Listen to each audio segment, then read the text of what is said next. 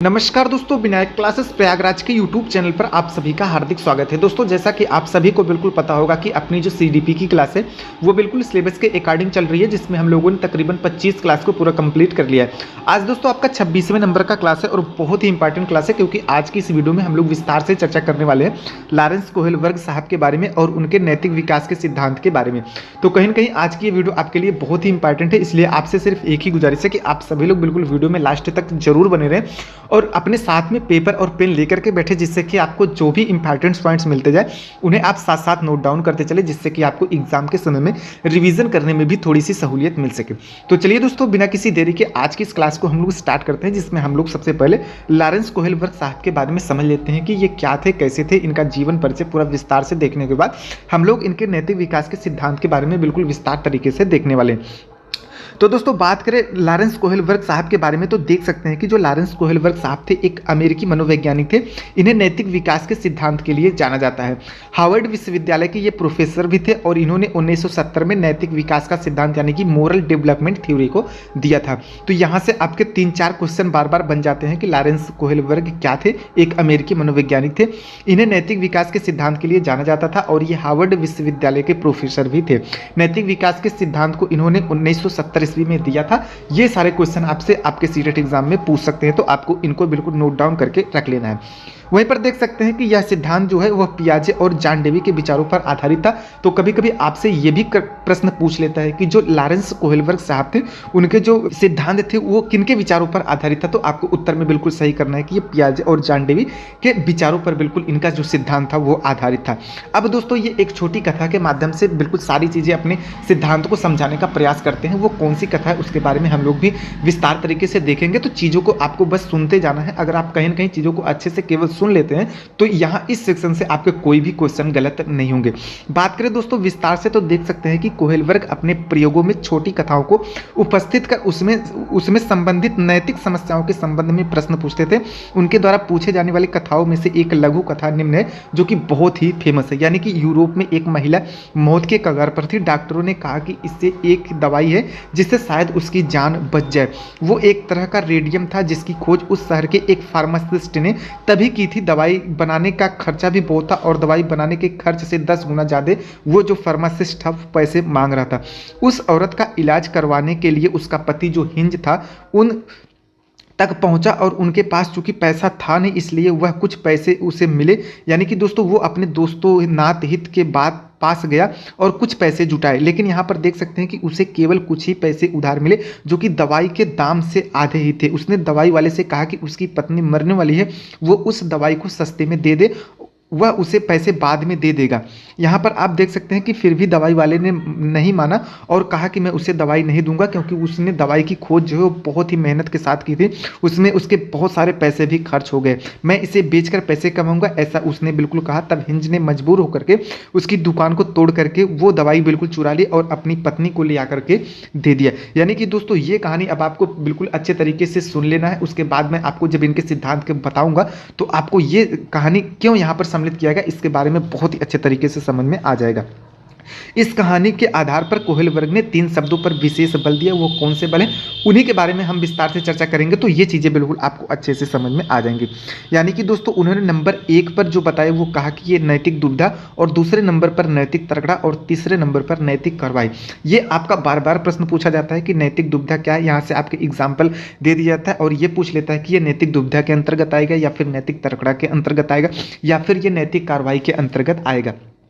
तो दोस्तों बात करें हम लोग नंबर 1 पर नैतिक दुविधा के बारे में, तो देख सकते हैं कि सही गलत निर्धारण करने में दुविधा, अर्थात क्या करें अथवा क्या न करें। अगर ये चीजें मान लीजिए आप कोई काम करने जा रहे हैं और आप सही गलत का फैसला नहीं कर पाते हैं कि हमें क्या करना चाहिए क्या नहीं करना चाहिए, तो कहीं ना कहीं आप नैतिक दुविधा में फंस चुके हैं। इसी को नैतिक दुविधा कहते हैं। तो चीजें आप केवल सुनते जाएंगे तो आपके क्वेश्चन जो है वो सीटेट एग्जाम में बिल्कुल सही हो जाएंगे।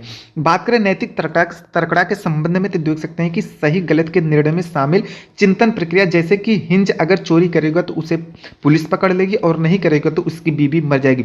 यानी कि दोस्तों वो नैतिक तकड़ा के बीच में बिल्कुल फंस गया है कि अब उसे क्या करना चाहिए। यानी कि अगर वो चोरी करता है तो उसे कहीं ना कहीं पुलिस पकड़ लेगी, जो कि गलत है, और अगर वो दवा चुरा करके नहीं देता है तो उसकी बीवी भी मर जाएगी, ये भी गलत है। तो कहीं ना कहीं ये दो चीज़ों में बिल्कुल फंस गया है, ये नैतिक तकड़ा में फंस गया है, उसे क्या करना चाहिए अब ये चीज़ें वो समझ नहीं पा रहा है।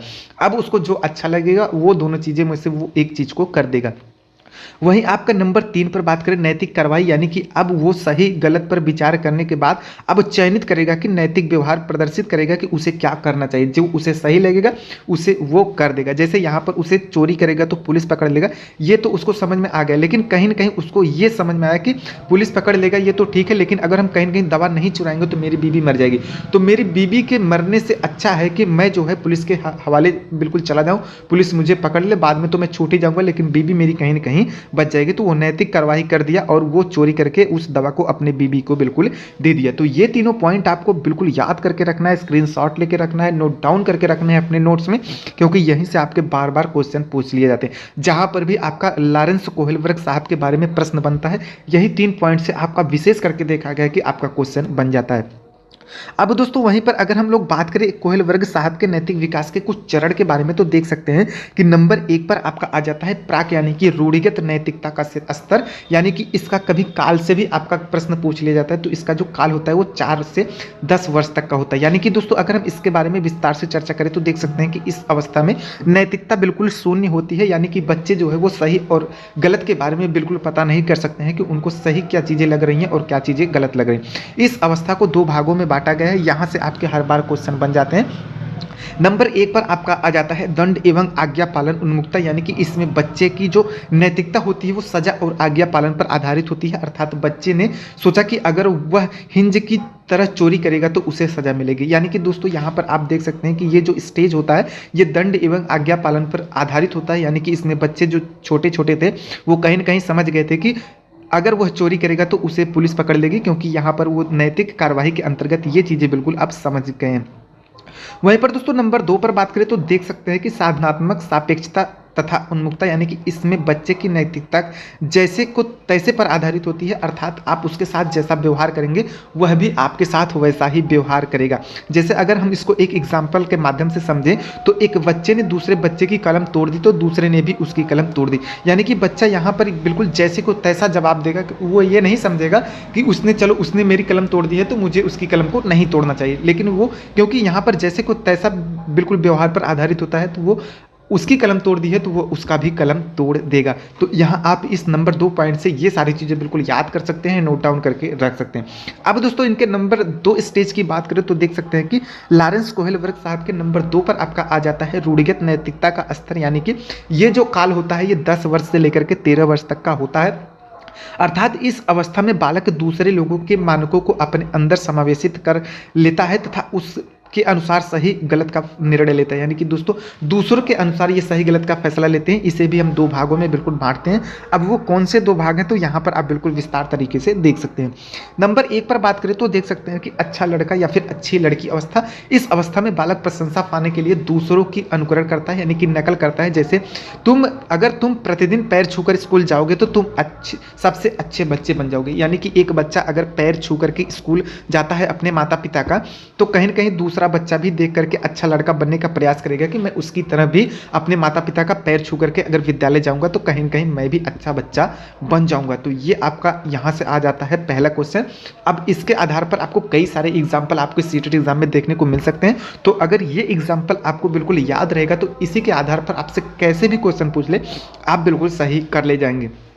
वहीं पर दोस्तों अगले नंबर पर बात करें तो देख सकते हैं कि कानून एवं व्यवस्था उन्मुखता, यानी कि इसमें बच्चा कानून तथा सामाजिक व्यवस्था को बनाए रखने की भावना विकसित करता है, क्योंकि उसके पापा का एक्सीडेंट हो गया था रेड लाइट पार करते हुए, इसलिए वह ऐसा नहीं करेगा।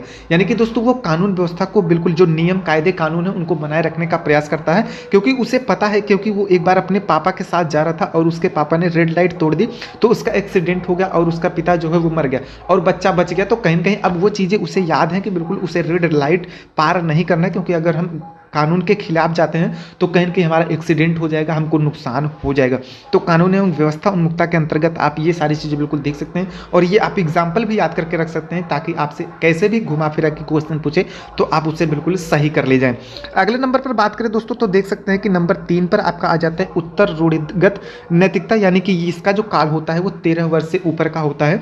अर्थात इस अवस्था में फैसले यानी कि जो डिसीजन होते हैं वो खुद लिए जाते हैं, ना कि समाज के जरिए कि क्या सही है और क्या गलत है। इसकी भी 2 अवस्थाएं होती हैं। इसके बारे में अगर हम लोग विस्तार से चर्चा करें तो देख सकते हैं कि सामाजिक अनुबंधन उन्मुक्ता, यानी कि इसमें किशोर यह मानते हैं कि नियम लोगों के भले के लिए है। अगर किसी नियम से किसी का नुकसान होता है तो ऐसे नियम को तोड़ देना चाहिए। अर्थात रेड लाइट तोड़ करके उसके पापा की जान बच सकती है तो उसे तोड़ देना चाहिए। अर्थात आप ये समझिए, जैसे मान लीजिए आप एम्बुलेंस से जा रहे हैं या फिर आप किसी भी अपने वाहन से जा रहे हैं, आप चाहे पैदल ही जा रहे हैं, तो अगर मान लीजिए कि रेड लाइट तोड़ने से आपके पिता की जान बच जाती है, आपके पिता में या फिर आपके फैमिली में आपके दोस्त रिश्तेदार कोई भी हो सकते हैं, तो अगर आप मान लीजिए कि कोई बीमार व्यक्ति है और आप उसे लेकर के जा रहे हैं और उसे जल्द से जल्द हॉस्पिटल तक पहुंचना है और आगे आपके रेड लाइट है, तो कहीं ना कहीं उस समय रेड लाइट तोड़ना आपके लिए बहुत ही जरूरी हो जाता है। क्योंकि अगर आप रेड लाइट नहीं तोड़ेंगे तो आपके कहीं ना कहीं जो संबंधी हैं, जो आपके साथ बिल्कुल बैठे हैं, आप वो बीमार अवस्था में, तो वो कहीं ना कहीं मर जाएंगे। तो इसलिए यहाँ पर नियम ये कहता है कि आप रेड लाइट को तोड़ करके बिल्कुल चले जाइए। वहीं पर दोस्तों नंबर 2 पर देख सकते हैं कि आपका आ जाता है सार्वभौमिक नैतिक सिद्धांत उन्मुक्ता, यानी कि दोस्तों इसमें किशोर जो है दूसरे के विचारों से नहीं बल्कि अपने खुद के मानकों के अनुसार व्यवहार करता है। इसमें किशोर फायदे के लिए अपनी जान पर भी खेल जाता है। यानी कि दोस्तों अब यहाँ पर देख सकते हैं, चूंकि बच्चा किशोर हो चुका है तो देख सकते हैं कि इसमें किशोर जो होते हैं वो दूसरे के विचारों से नहीं बल्कि वो खुद के मानकों से व्यवहार करते हैं कि उसे क्या सही लगता है और क्या गलत लगता है। यानी कि अगर किशोर को ये लग गया कि ये चीज़ें सही है तो उसे करने के लिए कहीं ना कहीं किशोर जो है अपने जान पर भी खेल जाता है, क्योंकि ये जो है संघर्ष और तूफान की अवस्था होती है, गोल्डन काल इसको कहा जाता है। तो ये सारी चीजें बिल्कुल आपको नोट डाउन करके रख लेनी है। अन्य महत्वपूर्ण तथ्य के अंतर्गत हमने आपको कुछ और भी पॉइंट्स यहाँ पर देने की कोशिश की है, क्योंकि आपको बिल्कुल पता होगा कि मैं आपको जिस तरीके से सीडीपी की क्लास करा रहा हूँ उस तरीके से आपको पूरे यूट्यूब पर कहीं भी वीडियो देखने को मिलने वाली नहीं है, क्योंकि यहाँ पर मैंने एक एक ऐसे पॉइंट को लेकर के यहाँ पर शामिल कर लिया जिसके लिए आपको जगह जगह पर बिल्कुल भटकना पड़ता है। तो अब आपको बिल्कुल भी भटकने की जरूरत नहीं है, आपके एक वीडियो से आपके सारे क्वेश्चन आपके सीटेट एग्जाम के मिल जाने वाले हैं। तो दोस्तों यहाँ पर अन्य महत्वपूर्ण तथ्य के अंतर्गत अगर हम लोग बात करें तो देख सकते हैं कि नैतिक विकास जो है वो सीधी रेखा में नहीं होता है। अगर आपसे क्वेश्चन पूछ ले कि नैतिक विकास एक सीधी रेखा में होती है, सही है अथवा गलत है, तो यहाँ से आप अपने क्वेश्चन सही कर सकते हैं कि नैतिक विकास जो होता है वो सीधी रेखा में नहीं होता है। अर्थात ये कभी तेजी से होता है तो कभी ये धीरे धीरे भी होता है। दूसरे नंबर पर बात करें तो देख सकते हैं कि कोहेल वर्ग के सिद्धांत की यह आलोचना भी है कि उन्होंने अपने अध्ययन में सिर्फ पुरुषों यानी कि बालकों को सम्मिलित किया है, वो बालिकाओं को सम्मिलित नहीं किए हैं। इस वजह से यहाँ पर इनकी आलोचना भी की जाती है। नंबर 3 पर देख सकते हैं कि कोहेल वर्ग ने ये चरण सभी संस्कृतियों के लिए समान बताएं, जो कि संभव नहीं है। यानी कि दोस्तों हर लोगों की अपनी अलग अलग संस्कृति, अलग अलग सभ्यता होती है, तो इन्होंने कहीं ना कहीं ये चीज़ें बिल्कुल बताया है कि सभी संस्कृतियों में ये चीज़ें लागू होंगी, तो ये कह सकते हैं कि ये संभव नहीं है। इस वजह से इनके जो ये सिद्धांत है इसकी आलोचना की जाती है। तो दोस्तों देख सकते हैं कि यहाँ पर मैंने आपको बहुत ही विस्तार तरीके से लॉरेंस कोहेलबर्ग साहब के बारे में बिल्कुल बताने की कोशिश की और उनके सिद्धांत के बारे में बताने की कोशिश की। उम्मीद करते हैं कि चीजें आपको बहुत ही अच्छे से समझ में आ गई हों। अगर आपको चीजें अच्छे से समझ में न आई हो तो आप इसे एक बार, दो बार, तीन बार देखिए, चीज़ें आपको बहुत ही अच्छे तरीके से समझ में आ जाएंगी। वहीं पर दोस्तों एक चरण यहाँ पर छूट रहा था, उसके बारे में मैं आपको बिल्कुल बता दूं तो देख सकते हैं कि नैतिक विकास के हर चरण में नैतिक दुविधा होती है। ये भी आपको बिल्कुल याद करके रखना है, क्योंकि आप जब भी नैतिक कोई काम करने जाएंगे तो वहाँ पर एक न एक दुविधा आपको देखने को मिल ही जाती है। तो यहाँ से भी आपके कई सारे क्वेश्चन बन जाते हैं, इसे भी आपको नोट डाउन करके रखना है। कल की जो अपनी क्लास होने वाली है वो बहुत ही विस्तार तरीके से होने वाली है लेव वाइगोत्स्की साहब के बारे में, यानी कि इनके सामाजिक सांस्कृतिक सिद्धांत के बारे में। देख सकते हैं कि इन्हें भी मैंने बहुत ही अच्छे तरीके से बिल्कुल लिख लिया है। कल की क्लास जो होगी इन्हीं पर बिल्कुल बेस्ड होगी, तो कल की क्लास को भी आपको बिल्कुल मिस नहीं करना है। कल की क्लास को देखने के लिए आपको चैनल को सब्सक्राइब करना होगा, क्योंकि अगर आप सब्सक्राइब चैनल को नहीं करेंगे तो हम वीडियो को अपलोड करेंगे तो उसकी सूचना कहीं ना कहीं आपको नहीं मिल पाएगी। तो अगर आपको सूचना नहीं मिल पाएगी तो आप क्लास को मिस कर देंगे और आप सीटेट की तैयारी में कहीं ना कहीं अच्छे तरीके से बिल्कुल नहीं कर पाएंगे। तो दोस्तों उम्मीद करते हैं कि आज की वीडियो आपको बहुत ही अच्छी लगी होगी। वीडियो यदि अच्छी लगी हो तो वीडियो को एक लाइक जरूर कर दे, वीडियो को ज़्यादा से ज़्यादा अपने उन दोस्तों के पास शेयर भी कर दे जो आपके साथ सीटेट एग्जाम की तैयारी कर रहे हैं। और अगर आप चैनल पर नए हैं तो चैनल को सब्सक्राइब भी कर लें, क्योंकि यहाँ पर ऐसी ही वीडियो आपको हर रोज देखने को मिलने वाली है। दोस्तों मिलते हैं किसी नए वीडियो में किसी नई जानकारी के साथ, तब तक के लिए नमस्कार।